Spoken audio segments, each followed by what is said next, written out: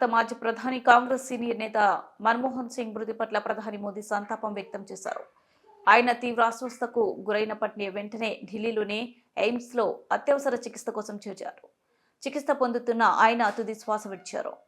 మన్మోహన్ సింగ్ మృతి పట్ల ప్రధాని మోదీ సహా పలువురు ప్రముఖులు సంతాపం తెలుపుతున్నారు. దేశం గొప్ప నాయకుడిని కోల్పోయింది అని వారు భావోద్వేగంగా పేర్కొన్నారు. మన్మోహన్ సింగ్ అంత్యక్రియలు పూర్తి ప్రభుత్వ లాంఛనాలతో నిర్వహించనున్నట్లు సంబంధిత వర్గాలు తెలిపాయి. మాజీ ప్రధాని మన్మోహన్ సింగ్ గురువారం కన్నుమూసిన నేపథ్యంలో కేంద్రం 7 రోజుల జాతీయ సంతాప దినాలు ప్రకటించనున్నట్లు సంబంధిత వర్గాలు తెలిపాయి. శుక్రవారం జరగాల్సిన అన్ని ప్రభుత్వ కార్యాలయాలను రద్దు చేసినట్లు సంబంధిత వర్గాలు తెలిపాయి. మన్మోహన్ సింగ్ మృతికి సంతాపంగా రేపు ఉదయం 11 గంటలకు కేంద్ర మంత్రివర్గం సమావేశం కానుంది. మన్మోహన్ సింగ్ భారతదేశం కోసం ఒక గొప్ప వ్యక్తిగా నిలిచారు. తన జీవితంలో ఎంతో నిరాడంబరమైనవిగా ఆర్థికవేత్తగా ఎదిగారు. ఆయన ప్రధానిగా, ఆర్థిక మంత్రిగా అనేక ప్రభుత్వ విభాగాల్లో సేవలందించారు.